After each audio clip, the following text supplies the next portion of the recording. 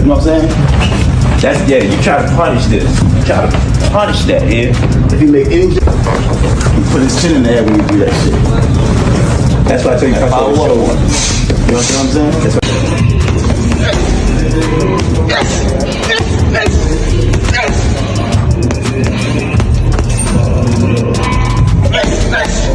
because you know, he was up in, he worked with other coaches, so you know. Yeah. But I do know how the fight will be different. The rematch. With a different strategy. Yeah, I can't speak on it, but yeah, it's definitely gonna be different. Way different. See, you're smiling and you're excited about it, and you can tell that that's like a coaching thing. You know that a lot of the fans, they tend to. Gervonta Davis has made it clear he won't allow another blemish on his record. As he and Lamont Roach gear up for their highly anticipated rematch on August 16th, both camps are ramping up the intensity. From Davis's side, training footage showcases high-speed mitt-work, power-driven sparring, and sharp tactical drills, signaling a fighter not just aiming for redemption, but determined to assert total dominance. I mean, Roach should have won the first one. He got robbed because that should have been a knockdown, and the commission messed that up. But in the rematch, I like Tank in a good fight. In contrast, Roach's camp is driven by a sense of unfinished business, treating the controversial draw as a personal injustice. His father and trainer, Lamont Roach Sr., has been outspoken about evolving their strategy, focusing on improved power, sharper timing, and sustained combination work to leave no doubts this time around. Like the betting me that he gonna knock me out and stuff like that. That didn't go too well for him. Did y'all bet? Oh, we bet and we shook on it. He paid up? He changed his number. Again, there's a high level of mutual respect for each other. Like I said, we done bumped into each other plenty of times. More than the average boxer would see another boxer outside of boxing. He was betting me that he'd knock me out and all that, but that didn't go too well for him, did it? Roach said with a smirk. Did we bet? Oh yeah, we bet. We even shook on it, and he paid up. Despite the competitive edge, Roach acknowledged the mutual respect between them. Like I said, we've run into each other plenty of times, probably more than most boxers see each other outside the ring. Like, he got a lot of boos from that. A lot of people wasn't really feeling that. Do you feel like he'll fight better this next fight? I think so, for sure. And, you had mentioned that they've known each other since childhood. Yeah.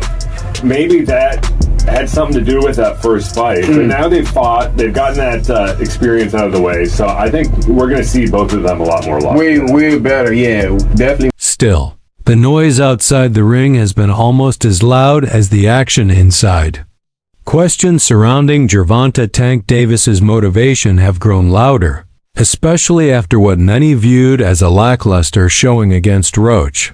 Speculation about an early retirement continues to swirl, and his longtime coach Kenny Ellis recently addressed the rumors in an interview with Fight Hype. Whatever he decides to do, I always say I'll support him or any other fighter, Ellis said. If he wakes up tomorrow and says, I'm done, then he's done. Everyone has their own path, and that's their decision. When asked about Davis's current mindset, Ellis added, it's hard to say. He loves the sport, no doubt, but sometimes you've got to stay on Tank for whatever reason. He doesn't fear anybody or anything, but staying locked in can be a challenge. What does the rematch look like between Lamont and Gervonta, you think? I like Lamont in the rematch. You were one of the few that kind of picked Lamont to begin with. Why was that? I sparred with Lamont. I knew that he was a good fighter. He helped me get ready for the Oscar Valdez fight. And I knew his style, with Tank's style, what he was going to be able to bring to the table. I knew it. So, did you really win 20 rounds? I swear to God, on my daughter's life, I won that much money. How different does a rematch look in your opinion, Shakur? Tank Davis has faced mounting criticism for avoiding the division's biggest names. Chief among them is WBC lightweight champion Shocker Stevenson, with whom Davis has been repeatedly linked for a potential unification bout. His stance on Stevenson, however, has been inconsistent, at times suggesting the fight will happen, while at other moments dismissing Stevenson outright, claiming he possesses no special skills. This, despite Stevenson being an undefeated, three-division world champion known for a slick, defensive style that many believe could neutralize Tank's explosive offense. Rumors of what's going on in Tank's camp and, training with this person, training with that person. Yeah.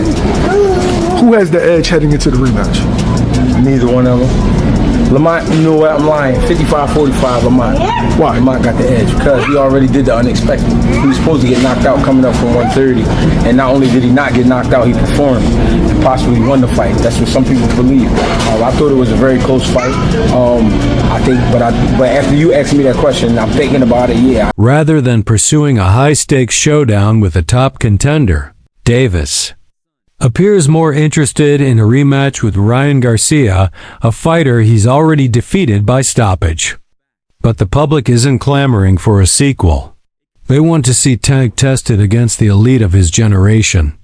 Names like Devin Haney and Teofimo Lopez, both multi-division champions, represent the kind of marquee matchups that would not only draw massive attention, but also cement Davis's legacy. Yet so far, he's shown little interest. And it's not just fans calling for answers, the murmurs within boxing circles are growing louder. If Davis walks away without facing these men, what will his career truly say?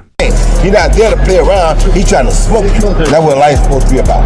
Roach is not just your average everyday opponent. Roach is the person who knows Tank, who's been around Tank his whole life. This is a different fight. You can't put Roach to the side like that. I'm sorry. Now, I'm not saying that he's going to win the fight. I don't know that. But Roach cannot be this underrated like that. You understand? You got to understand that Roach came from basically the same ecosystem as Tank came from. Roach is a very formidable opponent. So I'm not going to talk about none of that till we get by Roach. Because what I'm telling you about the other Leonard Ellerbe, who has long overseen Gervonta Davis's promotional affairs, stepped in to defend Davis amid talk of retirement. Davis had been open about his desire to leave boxing to focus on his real estate ventures and, more importantly, his newborn son. Rather than push back, Ellerbe offered understanding and perspective. "I can understand where he's coming from," he said. "Things are different when you have kids. It changes your life completely." He sees things differently now than he did 6 or 7 years ago. Ellerbe's tone reflected a weary but respectful acknowledgement of Davis's evolution. If he says he's retiring, then that's what it is. It's never good enough, no matter what you do, and that can be frustrating. There's more to life than just what you do for a living. You respect the fans who pay to see you fight, but at the end of the day, you've also got a life outside the ring.